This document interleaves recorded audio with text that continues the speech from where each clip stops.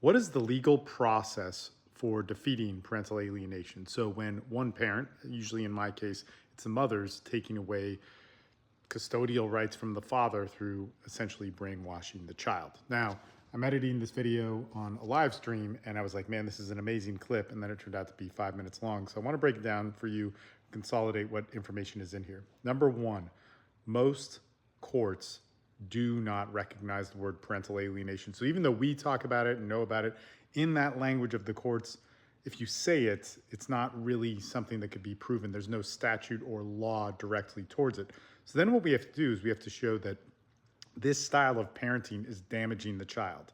And before you go, well, my mom and my brother and you and I talk about how it's damaging the child, we need to figure out how that interacts with the courts. So, number one, we have to have a parenting plan. Hopefully, that's there. Otherwise, nothing's enforceable. Then, what we need to do is we need to show how the mom, usually in our case, doing this to dads, is interfering with that parenting plan and it's causing damage to the child.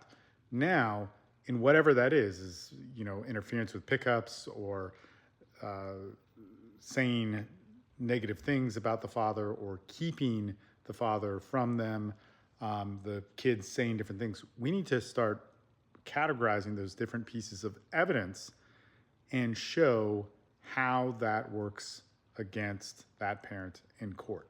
This is the difficult part, right? This is the really difficult part that's confusing to everybody.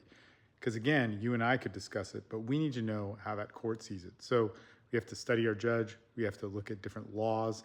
And if you want to see that stuff, if you go to the pinned TikToks in my profile, there's actually 3 videos at top. They're all going to break it down for you. They're going to have to do with NPD. They're going to have to do with the courtroom process. They're going to have to do with organizing your evidence.